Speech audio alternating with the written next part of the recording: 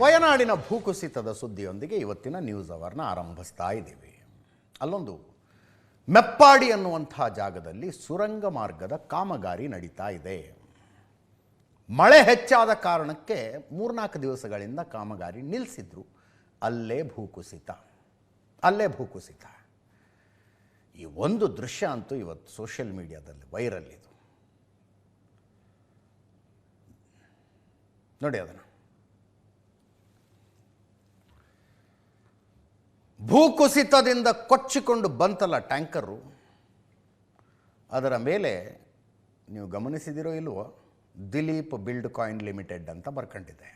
ಅದೇ ಕಂಪನಿಯವರು ಸುರಂಗ ಮಾರ್ಗದ ಕಾಮಗಾರಿ ಮಾಡ್ತಾ ಇದ್ದಾರೆ ಅಲ್ಲಿ. ದಿಲೀಪ್ ಬಿಲ್ಡ್ ಕಾಯಿನ್ ಅವರ ಟ್ಯಾಂಕರು, ಅದರಲ್ಲಿ ಡ್ರೈವರು ಇದ್ದ. ಆ್ಯಕ್ಚುಲಿ ಜೀವಮಾನದ ಅನುಭವ.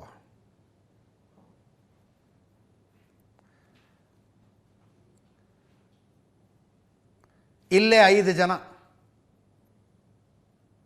ಸಿಕ್ಕಾಕೊಂಡ್ಬಿಟ್ರು ಒಳಗೆ.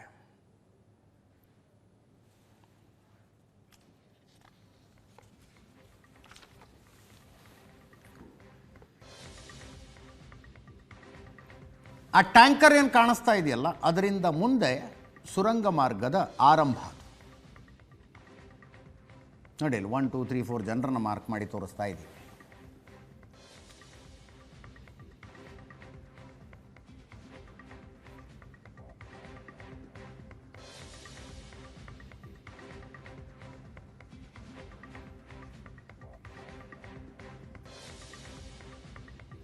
ಏಳು ಜನ ನಾಪತ್ತೆಯಾಗಿದ್ದಾರೆ. 5 ಜನ ಮೃತಪಟ್ಟಿರೋದು ಖಚಿತ ಆಗಿದೆ. 4 ಜನ ಏನು ಗ್ರೇಟ್ ಎಸ್ಕೇಪ್ ಅಂದ್ರದು.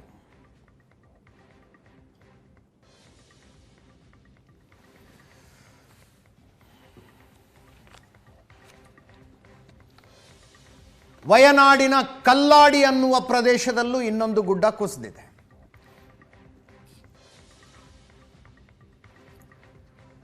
ಸೇತುವೆಯ ಮೇಲಿನಿಂದ ಬಸ್ಗಳ ಕಂದಕಕ್ಕೆ ಬಿದ್ದಿದ್ದಾವೆ. ಕಲ್ಲಾಡಿ. ಮುಖ್ಯಮಂತ್ರಿ ವಿ.ಡಿ. ಸತೀಶನ್ ಇಲ್ಲಿದೆ ನೋಡಿ.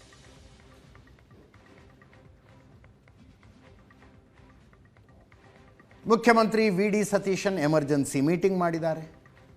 ಎಲ್ಲ ರಕ್ಷಣಾ ಕಾರ್ಯಾಚರಣೆಗಳು ಇಮ್ಮಿಡಿಯೇಟ್ ಆಗಿ ಶುರುವಾಗಬೇಕು ಅಂದಿದ್ದಾರೆ. ವಯನಾಡಿನ ಸಂಸದೆ ಪ್ರಿಯಾಂಕಾ ವಾದ್ರಾ, ರಾಹುಲ್ ಗಾಂಧಿ ಅವರು ಗೆದ್ದಿದ್ರು ಇಲ್ಲಿ. ಅವರು ರಾಜೀನಾಮೆಯಿಂದ ತೆರವಾದಾಗ ಉಪಚುನಾವಣೆಯಾಗಿ ಪ್ರಿಯಾಂಕಾ ಗಾಂಧಿ ಗೆದ್ದಿದ್ದಾರೆ. DC ಜೊತೆಗೆ ಫೋನ್ ಮಾಡಿ ಮಾತಾಡಿದ್ದಾರೆ. ನಾಳೆ ಬಹುಶಃ ಅವರು ಬರ್ತಾರೆ ಅಲ್ಲಿಗೆ.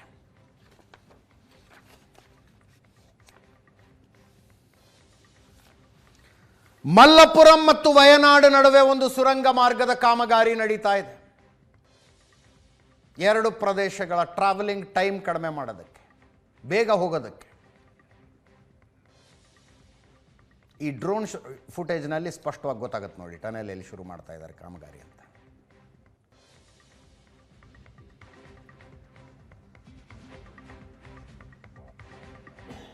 ಬೇಗ ಹೋಗೋದಕ್ಕೆ ಸುರಂಗ ಕೊರೆಯಲಾಗ್ತಾ ಇದೆ.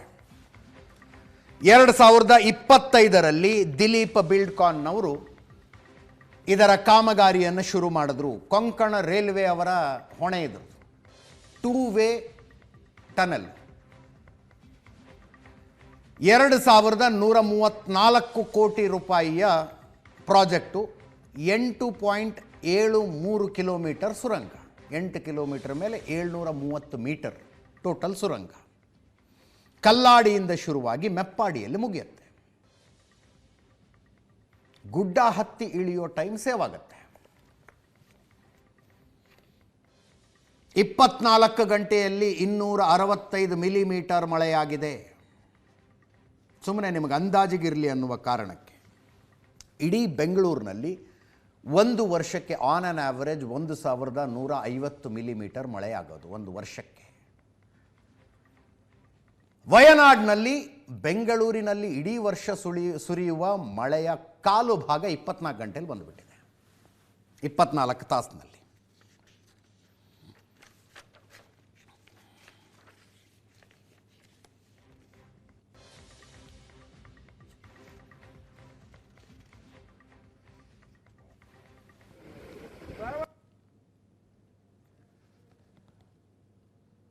2024ರಲ್ಲಿ ನೆನಪಿದೆ ನಮಗೆ, ಎಂಥ ಭೀಕರ ಭೂಕುಸಿತ ಅಂದರೆ 298 ಜನ ಸತ್ತು ಹೋಗಿದ್ರು. ಒಂದು ಇಡೀ ಊರು ಹೂತು ಹೋಗಿಬಿಟ್ಟಿತ್ತು ಒಳಗೆ, ಗುಡ್ಡದ ಒಳಗೆ. 298 ಸಾವುಗಳಾಗಿದ್ವು 2024 ಜುಲೈ 30ನೇ ತಾರೀಕು.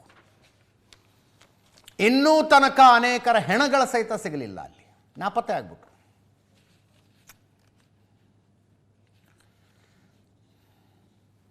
ಆ ಭೂಕುಸಿತ ಸಂಭವಿಸಿದ ಜಾಗದಿಂದ ಬರೀ 4 ಕಿಲೋಮೀಟರ್ ದೂರದಲ್ಲಿ ಇವತ್ತಿನ ಘಟನೆ ಆಗಿದೆ.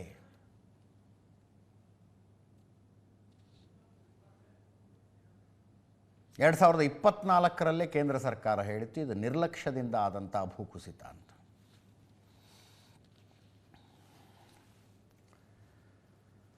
ಮುಂಡಕೈನಿಂದ ಇವತ್ತಿನ ದುರಂತ ನಡೆದ ಸ್ಥಳ 12 ಕಿಲೋಮೀಟರ್ ದೂರದಲ್ಲಿದೆ. ಚೂರಲ್ಮಾಲಾ ಪ್ರದೇಶದಿಂದ 4 ಕಿಲೋಮೀಟರ್ ದೂರದಲ್ಲಿದೆ. ಹವಾಮಾನ ಬದಲಾವಣೆಯ ಪರಿಣಾಮ ಏನಾಗ್ತಿದೆ ಅಂದರೆ, ಜೂನ್ 1ನೇ ತಾರೀಖಿನಿಂದ ಮುಂಗಾರು ನಾರ್ಮಲಿ ಶುರುವಾಗೋದು ಕೇರಳದಲ್ಲಿ. ಜೂನ್ 1ರಿಂದ ಜೂನ್ 15ರಿಂದ ಶುರುವಾಗಿದೆ. ಅದೊಂದು ಅಬ್ಸರ್ವೇಷನ್ ಇದೆ. ಕೇರಳದಲ್ಲಿ ಸುರಿಯುವ ಒಟ್ಟು ಮಳೆಯ ಪ್ರಮಾಣ ಇಯರ್ ಆನ್ ಇಯರ್ ಆವ್ರೇಜ್ ತೆಗೆದ್ರೆ ಏನು ಹೆಚ್ಚು ಕಡಿಮೆ ಆಗಿಲ್ಲ. ಪ್ರತಿ ವರ್ಷ ಎಷ್ಟು ಮಳೆ ಬರುತ್ತೋ ಅಷ್ಟೇ ಮಳೆ ಬರ್ತಾ ಇರೋದು. ಬಟ್ ಮಳೆಗಾಲದ ಅವಧಿ ಕಡಿಮೆ ಆಗಿದೆ, ನಂಬರ್ ಆಫ್ ಡೇಸ್ ಕಡಿಮೆ ಆಗಿದೆ. ಅದರ ಅರ್ಥ 2 ತಿಂಗಳಲ್ಲಿ ಸುರಿಯುವ ಮಳೆ 1.5 ತಿಂಗಳಲ್ಲಿ ಸುರಿತಾ ಇದೆ. ಒಂದೇ ಸಲಕ್ಕೆ ಇಷ್ಟು ದೊಡ್ಡ ಮಳೆಗಳಾಗ್ತಿರಲಿಲ್ಲ. ಮಳೆಗಾಲದ ಅವಧಿ ಕಡಿಮೆ ಆಗಿದೆ, ಮಳೆಯ ಪ್ರಮಾಣ ಕಡಿಮೆ ಆಗಿಲ್ಲ.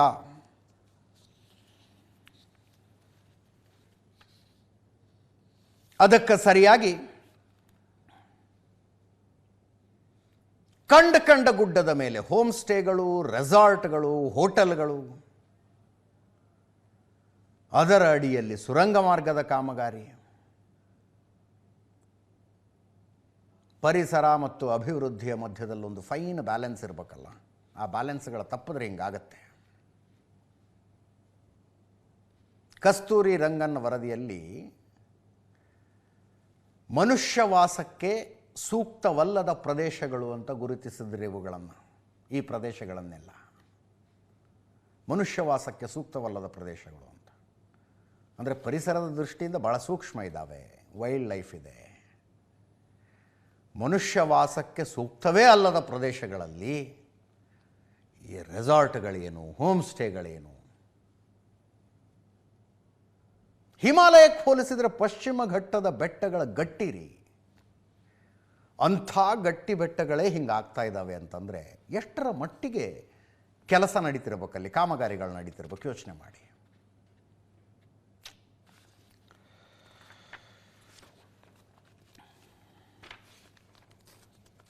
ಇಡೀ ದೇಶದಲ್ಲಿ ಪ್ರತಿ ವರ್ಷ ನಡೆಯುವ ಭೂಕುಸಿತಗಳ ಪೈಕಿ 59% ಕೇರಳದಲ್ಲೇ ಆಗ್ತಾ ಇದ್ದಾವೆ. ಕೇರಳದ 13 ಜಿಲ್ಲೆಗಳ ಪೈಕಿ 12 ಜಿಲ್ಲೆಗಳು ಭೂಕುಸಿತದ ಅಪಾಯದಲ್ಲಿದ್ದಾವೆ. 13ರ ಪೈಕಿ 12 ಜಿಲ್ಲೆ. ಇಡೀ ದೇಶದಲ್ಲಿ ನಡೆಯುವ ಒಟ್ಟು ಭೂಕುಸಿತದ ಪೈಕಿ 59% ಕೇರಳದಲ್ಲೇ ಆಗ್ತಾ ಇರೋದು. ಕಳೆದ 7 ವರ್ಷಗಳಲ್ಲಿ ಕೇರಳದಲ್ಲಿ 2239 ಕಡೆ ಭೂಕುಸಿತ ಆಗಿರೋದು. 2239 7 ವರ್ಷದಲ್ಲಿ, ಸಣ್ಣ ಪುಟ್ಟ ಎಲ್ಲ ಸೇರಿಸಿ. ದೇಶಾದ್ಯಂತ 3782 ಆಗಿದೆ. ಕೇರಳದಲ್ಲೇ 2239.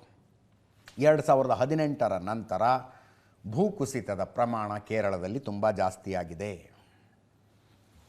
2024 298 ಜನ ಸತ್ತು ಹೋದರು. ಅದೇ ಭಾಳ ದೊಡ್ಡದು ಅಂದ್ಕೊಂಡ್ವಿ ನಾವು. ಆದರೆ ಇನ್ನು 2018ರಲ್ಲಿ 483 ಜನ ಸತ್ತಿದ್ರು. 483 ಜನ. 2018ರ ಭೂಕುಸಿತಕ್ಕೆ ಹೋಲಿಸಿದರೆ 2024 ಚಿಕ್ಕದು. ಇನ್ನು 483 ಜನ ಸತ್ತಿದ್ರು 2018ರಲ್ಲಿ. 15 ಜನ ನಾಪತ್ತೆ ಆದರು. 40,000 ಕೋಟಿ ಕೇರಳಕ್ಕೆ ಲಾಸ್ ಆಗಿತ್ತು. ನೋಡಿ, ಟೋಟಲ್ ಯಾವ್ಯಾವ ಟೈಮ್ ಪೀರಿಯಡ್ನಲ್ಲಿ ಯಾವ್ಯಾವ ವರ್ಷದಲ್ಲಿ ಏನೇನಾಗಿದ್ದಾವೆ ಅನ್ನೋದರ ಸಂಖ್ಯೆ ಇದೆ. 1961ರಿಂದ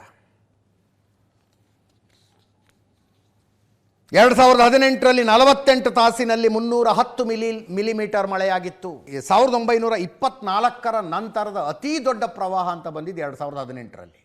ಅದಾದ ನಂತರ 2024ರಲ್ಲಿ ಕೇರಳದ ಸಚಿವ ಸಿದ್ದಿಕಿ ಅವರು ಹೇಳಿದ್ದಾರೆ, ಮೆಪ್ಪಾಡಿಯಲ್ಲಿ ಸಂಭವಿಸಿದ ಭೂಕುಸಿತ ನೈಸರ್ಗಿಕ ವಿಕೋಪವಲ್ಲ, ಗುಡ್ಡ ಕುಸಿತ ಮನುಷ್ಯ ನಿರ್ಮಿತ.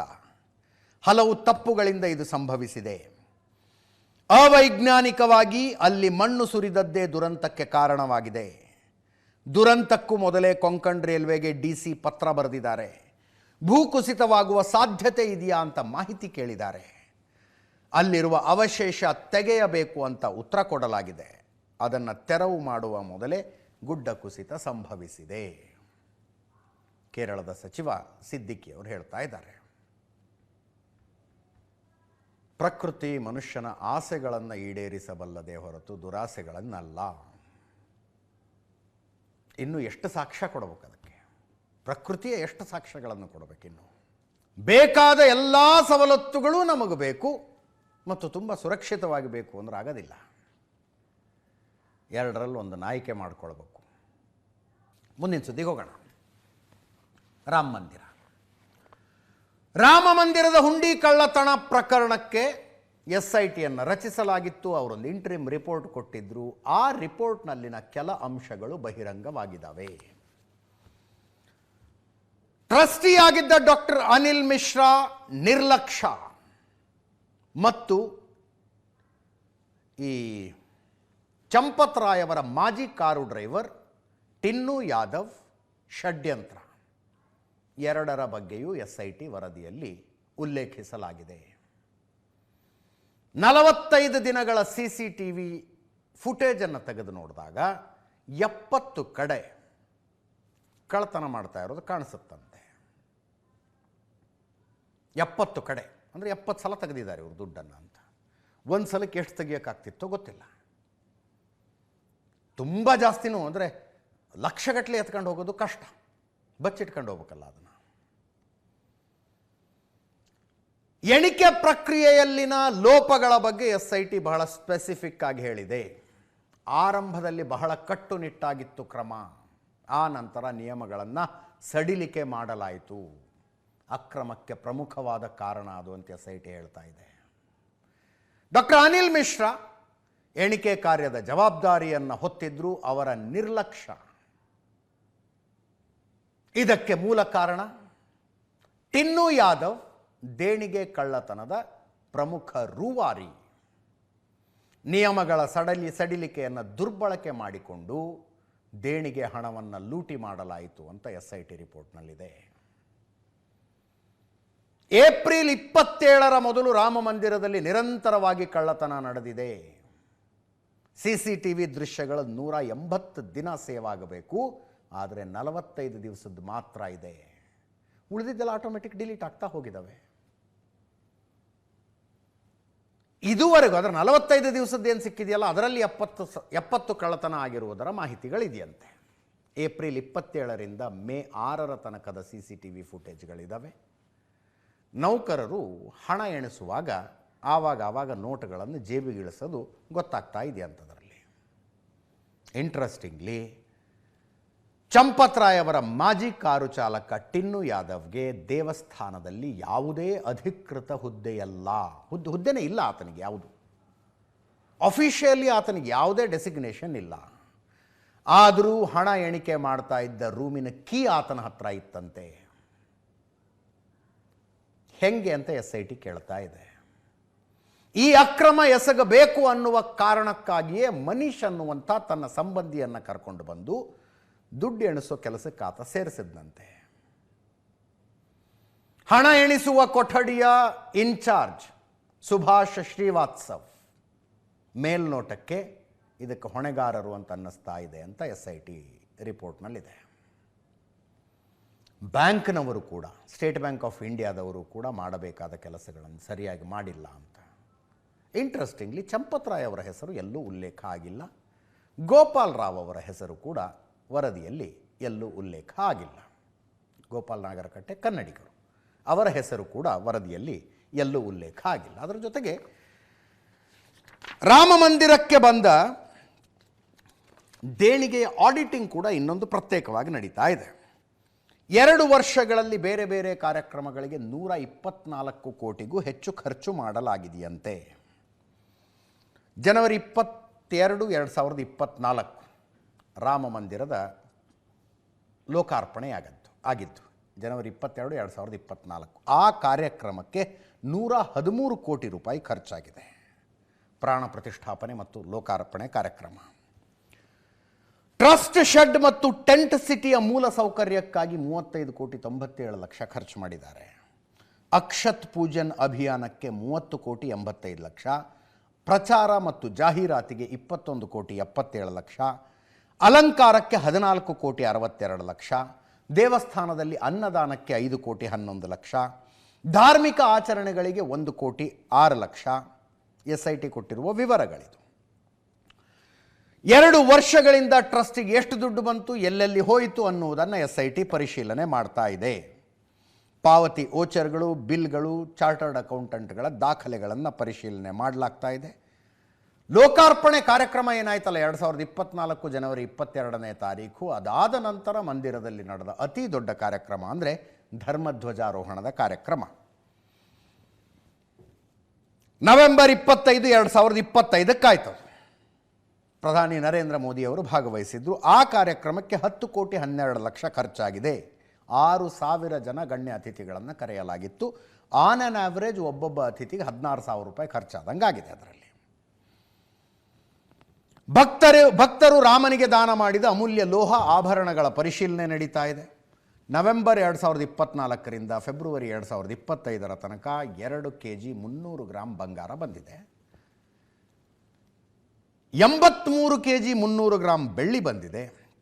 ಮಹಾಕುಂಭಮೇಳದ ಸಂದರ್ಭದಲ್ಲಿ 1.5 kg ಬಂಗಾರ, 28 kg ಬೆಳ್ಳಿ ಕಾಣಿಕೆಯಾಗಿ ಬಂದಿದೆಯಂತೆ. ಈ ವಿವಾದ ಹೊರಗೆ ಬಂದಾಗಿನಿಂದ, ಕಳ್ಳತನದ ಪ್ರಕರಣ ಹೊರಗೆ ಬಂದಾಗಿನಿಂದ ಅತಿ ಹೆಚ್ಚು ಚರ್ಚಿತವಾಗಿರುವ ಹೆಸರು ಚಂಪತ್ ರಾಯ್ ಅವರದು. ಅವರು ಟ್ರಸ್ಟಿನ ಪ್ರಧಾನ ಕಾರ್ಯದರ್ಶಿ. ಅವರು ಒಂದು ಹ್ಯಾಂಡ್ ರಿಟನ್ ಸ್ಟೇಟ್ಮೆಂಟನ್ನು ಬಿಡುಗಡೆ ಮಾಡಿದ್ದಾರೆ. ಓದ್ಬಿಡ್ತೀನಿ, ಅದರ ಪಾಯಿಂಟ್ಗಳನ್ನು ಓದ್ಬಿಡ್ತೀನಿ. ತಾಳ್ಮೆ, ಧರ್ಮ, ಸ್ನೇಹಿತ ಮತ್ತು ಮಹಿಳೆ, ಈ 4 ಕಷ್ಟದ ವೇಳೆ ಪರೀಕ್ಷೆ ಮಾಡಬೇಕಂತೆ. ಅಂದರೆ ಈ 4ರ ಪರೀಕ್ಷೆ ಟೆಸ್ಟಿಂಗ್ ಆಗೋದು ಕಷ್ಟ ಬಂದಾಗ. ನನ್ನ ಬಗ್ಗೆ ಸೋಷಿಯಲ್ ಮೀಡಿಯಾ ಮತ್ತು ಮಾಧ್ಯಮಗಳಲ್ಲಿ ಆಧಾರರಹಿತ ಆರೋಪ ಮಾಡ್ತಾ ಇದ್ದಾರೆ. SIT ಪ್ರಾಥಮಿಕ ವರದಿ ಸಲ್ಲಿಸಿದೆ. ಆ ವರದಿ ಈಗ ಸಾರ್ವಜನಿಕವಾಗಿದೆ. SIT ತನಿಖೆಯ ಪೂರ್ಣ ವರದಿ ಬರುವ ತನಕ ಮೌನವಾಗಿರುತ್ತೇನೆ. SIT ಪೂರ್ಣ ವರದಿಯ ನಂತರ ಎಲ್ಲ ಆರೋಪಗಳಿಗೂ ಉತ್ತರಿಸುತ್ತೇನೆ. ಸತ್ಯ ಬಹಿರಂಗವಾಗಲಿದೆ. ಅಂತಿಮ ವರದಿ ಬಂದ ಮೇಲೆ ಮಾತನಾಡ್ತೇನೆ. 1991ರಿಂದ ಅಯೋಧ್ಯೆಯಲ್ಲಿದ್ದೇನೆ. ಸಂಘ ಹೇಳಿದ ಕೆಲಸ ಮಾಡಿದ್ದೇನೆ. 45 ವರ್ಷಗಳಿಂದ ಸಂಘದ ಪ್ರಚಾರಕನಾಗಿ ನನ್ನ ಜೀವನ ತೆರೆದ ಪುಸ್ತಕ ಇದ್ದಂತೆ ಅಂತ ಚಂಪತ್ ರಾಯ್ ಅವರ ಆ ಸ್ಟೇಟ್ಮೆಂಟ್ ಹೇಳ್ತಾ ಇದೆ. ನ್ಯೂಸ್ ಅವರ್ನಲ್ಲಿ ಒಂದು ಸಣ್ಣ ಬ್ರೇಕ್ ನಂತರ ಮತ್ತಷ್ಟು ಸುದ್ದಿ. ಬ್ರೇಕ್ಗಿಂತ ಮುಂಚೆ ರಾಮ ಮಂದಿರದ ಹುಂಡಿ ಕಳ್ಳತನದ ಪ್ರಕರಣದಲ್ಲಿ ಏನೇನಾಗಿದೆ ಅನ್ನುವುದನ್ನು ನೋಡಿದ್ರಿ. ರಾಜಕೀಯ ಆರೋಪ ಪ್ರತ್ಯಾರೋಪಗಳನ್ನು ನೋಡಲೇಬೇಕು. ಉತ್ತರ ಪ್ರದೇಶ ಮುಖ್ಯಮಂತ್ರಿ ಯೋಗಿ ಆದಿತ್ಯನಾಥ್ ಕೇಳಿದ್ರು, ವಕ್ಫ್ಗೆ ಸೇರಿದ ಜಮೀನು ಬಡ ಮುಸ್ಲಿಮರ ಬಳಕೆ ಆಗಬೇಕಾಗಿತ್ತು. ಅದನ್ನು ಯಾರ್ಯಾರೋ ನುಂಗಿ ನೀರು ಕುಡಿದಾಗ ತಮ್ಮ ಬಾಯಿಗೆ ಫೆವಿಕಾಲ್ ಹಚ್ಕೊಂಡಿದ್ದವರು ರಾಮ ಮಂದಿರದ ಹುಂಡಿ ಕಳ್ಳತನದ ಬಗ್ಗೆ ಮಾತಾಡ್ತಾ ಇದ್ದಾರೆ. ಹಿಂದೂಗಳ ನಂಬಿಕೆಯ ಜೊತೆಗೆ ಆಟ ಆಡ್ತಿದ್ದಾರೆ ಅಂದರು. ಕೇಳಿಸ್ಕೊಳ್ಳಿ. मैं समाजवादी पार्टी और कांग्रेस के लोगों से पूछना चाहता हूं, अयोध्या में जिस कथित चोरी पर तुम हिंदू आस्था पर खिलवाड़ कर रहे हो, एक भी बार बताओ वक्फ के नाम पर हजारों हेक्टेयर लैंड प्रदेश में भी और देश के अंदर भी बेची गई. एक भी बार ये लैंड गरीब की थी, कमजोर तबके के लोगों की थी. ये लैंड जिसको गरीबों के नाम पर पट्टा दिया जा सकता था, जहां पर कन्वेंशन सेंटर बनाया जा सकता था, जहां पर किसी राजेंद्र मौर्य जैसे किसी गरीब व्यापारी के लिए इन्होंने वक्फ के नाम पर उस लैंड को कब्जा करवा करके बेच करके और कुछ चुनिंदे लोगों ने वक्फ के नाम पर उस लैंड का वारा न्यारा किया है। एक भी बार कांग्रेस और समाजवादी पार्टी बोली नहीं भी हुई है। लेकिन मैं कहता हूं, वक्फ के नाम पर समाजवादी पार्टी और कांग्रेस के लोगों के मुंह पे फेविकोल क्यों लग जाता है? क्यों इनका मुंह बंद हो जाता है? कैसे लोग हिंदुओं के धार्मिक स्थलों पर हिंदुओं के द्वारा दिए गए पैसे का दुरुपयोग कब्रिस्तान की बाउंड्री के नाम पर करते थे, तब आस्था आहत नहीं हो रही थी। ರಾಜಸ್ಥಾನದ ಮುಖ್ಯಮಂತ್ರಿ ಮಾಜಿ ಮುಖ್ಯಮಂತ್ರಿ ಅಶೋಕ್ ಗೆಹ್ಲೋಟ್ ಅವರು ಇಮ್ಮಿಡಿಯೇಟ್ ಆಗಿ ರಾಮ ಮಂದಿರ ಟ್ರಸ್ಟ್ ವಿಸರ್ಜನೆ ಆಗಬೇಕು, ಪೂರ್ತಿಯಾಗಿ ವಿಸರ್ಜನೆ ಆಗಿ ಹೊಸಬರನ್ನ ಹಾಕಬೇಕು ಅಂತ ಹೇಳಿದ್ದಾರೆ. ಅದನ್ನೊಂದು ಕೇಳಿಸ್ಕೊಳ್ಳಿ. तो जब तक ये पूरा ट्रस्ट भंग नहीं करके, जो मैं कहना चाहूँगा कि ये ट्रस्ट जो है पूरा भंग हो, और भंग होने के बाद में अगर ये मान लीजिए ट्रस्ट का गठन होता है, तब जाके कोई उम्मीद बनती है, लोगों में भी एक विश्वास जमेगा कि भाई ट्रस्ट को भंग कर दिया गया। दूसरा, जो सुप्रीम कोर्ट का जज है, रिटायर्ड हो या चाहे सिटिंग हो, ये सरकार पे छोड़ सकते हैं। जब तक उस लेवल का इसमें जांच नहीं होगी तो एसआईटी का क्या मतलब है? एफआईआर दर्ज करने के पहले एसआईटी बना दी गई जल्दबाजी के अंदर। एसआईटी के अंदर कौन है? वो अधिकारी लोग हैं, वहीं के यूपी के लोग हैं। कैसे उनको उम्मीद करेगी पब्लिक कोई आपने मतलब ये जो जांच कर रहे हैं बिल्कुल सही कर रहे हैं? ये प्रॉब्लम हो गई दो। ಇನ್ನು ಸಂಜಯ್ ರಾವತ್, ಶಿವಸೇನೆ ಉದ್ಧವ್ ಠಾಕ್ರೆ ಬಣದ ನಾಯಕ, 550 ಕೋಟಿ ರೂಪಾಯಿ ಹಗರಣ ನಡೆದಿದೆ ಅಲ್ಲಿ ಅಂತಿದ್ದಾರೆ.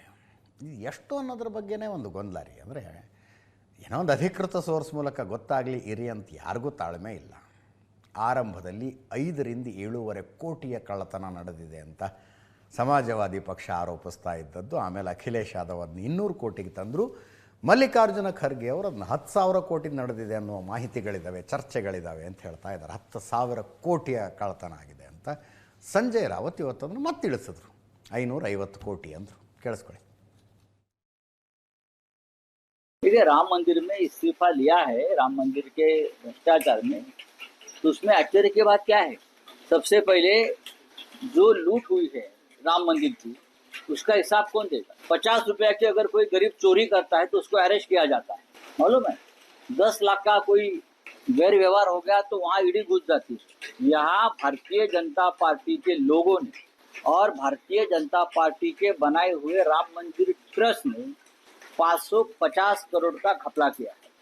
1 साल से चल रहा है। बाद में राम के अलंकार चोरी हो गए, सीता माई के अलंकार, आभूषण चोरी हो गए, चांदी की ईंटें चोरी हो गई, सोने की चढ़ावा चोरी हो गया। लगभग 2000 करोड़ का एक घोटाला राम मंदिर के ट्रस्ट में हुआ है।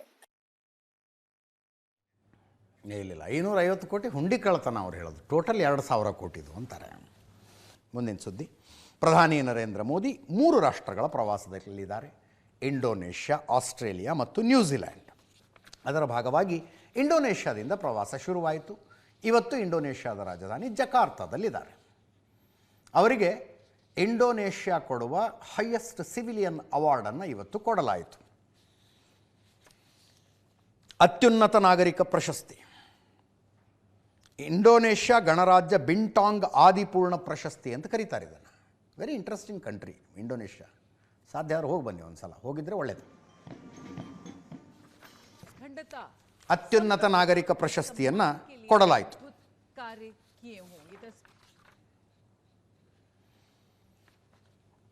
ಇದು ಸೇರಿದರೆ ಇಲ್ಲಿ ತನಕ 35 ದೇಶಗಳು ತಮ್ಮ ತಮ್ಮ ದೇಶಗಳ ಅತ್ಯುನ್ನತ ನಾಗರಿಕ ಪ್ರಶಸ್ತಿಗಳನ್ನು ಪ್ರಧಾನಿ ನರೇಂದ್ರ ಮೋದಿ ಅವರಿಗೆ ಕೊಟ್ಟಿದ್ದಾವೆ.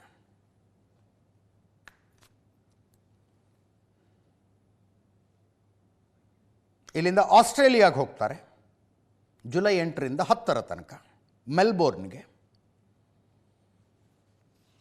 ಅಲ್ಲಿ ಭಾರತೀಯ ಸಮುದಾಯದ ಕಾರ್ಯಕ್ರಮದಲ್ಲಿ ಭಾಗಿಯಾಗ್ತಾರೆ. ಆಸ್ಟ್ರೇಲಿಯಾ ಪ್ರಧಾನಿ ಆಂಥೋನಿ ಜೊತೆಗೆ ಮಾತುಕತೆ ಇದೆ. 10ನೇ ತಾರೀಕು ನ್ಯೂಜಿಲೆಂಡಿಗೆ ಹೋಗ್ತಾರೆ. ನ್ಯೂಜಿಲೆಂಡ್ ಪ್ರಧಾನಿ ಕ್ರಿಸ್ಟೋಫರ್ ಲಕ್ಸನ್ ಜೊತೆಗೆ ದ್ವಿಪಕ್ಷೀಯ ಮಾತುಕತೆಗಳು ಫಿಕ್ಸ್ ಆಗಿದ್ದಾವೆ. 4 ದಶಕಗಳಲ್ಲಿ ಭಾರತದ ಪ್ರಧಾನಿಯೊಬ್ಬರು ನ್ಯೂಜಿಲೆಂಡ್ಗೆ ಹೋಗ್ತಾ ಇರೋದು ಫಸ್ಟ್ ಟೈಮ್ ಇದು. ಇಂಡೋನೇಷ್ಯಾಗೆ ಭಾರತ ಬ್ರಹ್ಮೋಸ್ ಕ್ಷಿಪಣಿಗಳನ್ನು ಕೊಡ್ತಾ ಇದೆ. ಅದರ ಮತ್ತೊಂದು ಡೀಲ್ ಸೈನ್ ಆಗುತ್ತೆ. ಪ್ರಧಾನಮಂತ್ರಿಗಳು ಮಾತಾಡಿದ್ದಾರೆ, ಕೇಳಿಸ್ಕೊಳ್ಳಿ. आज इंडोनेशिया की इस महान धरती पर मैं आपके समक्ष दोनों देशों के साझा विकास का विश्वास लेकर के आया हूं. मैं ये संकल्प लेकर आया हूं कि भारत और इंडोनेशिया मिलकर पूरी मानवता को एक नई ऊर्जा से भर दे सकते हैं. जब भारत के 140 करोड़ नागरिक, इंडोनेशिया के 29 करोड़ नागरिक साझा प्रयासों से मिलकर आगे बढ़ेंगे तो दुनिया एक नया इतिहास रचते हुए देखेगी. भारत दुनिया का वो देश है जो विस्तारवाद नहीं, विकासवाद की नीति पर चलता है. और इसलिए हम भारत में कहते हैं सबका साथ, सबका विकास, together with all, development for all. आज मैं यही मंत्र, यही भावना लेकर इंडोनेशिया के आप सभी सांसद सदस्यों के बीच आया हूं.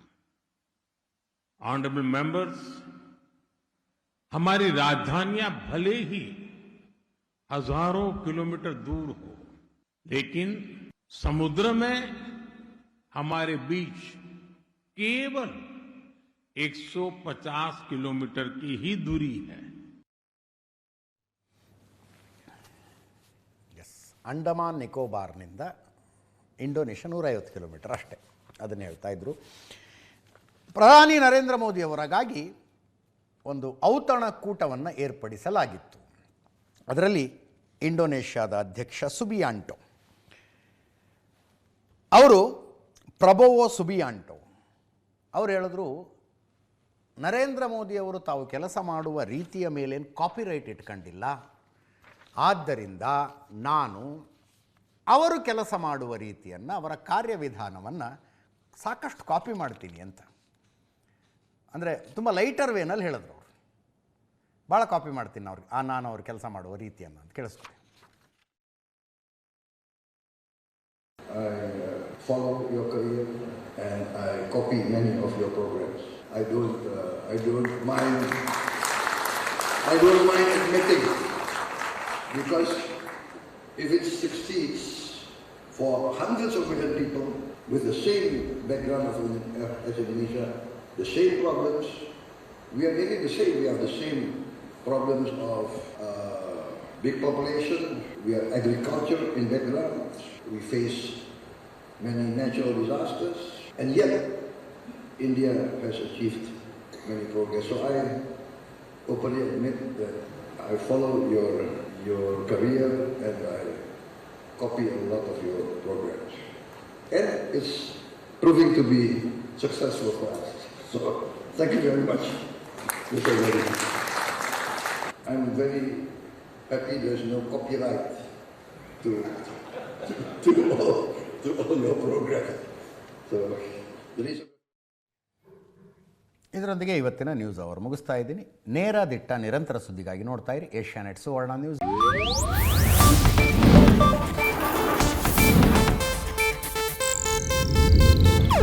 ಇದು ಏಷ್ಯಾನೆಟ್ ನ್ಯೂಸ್ ನೆಟ್ವರ್ಕ್ ಪ್ರಸ್ತುತಿ.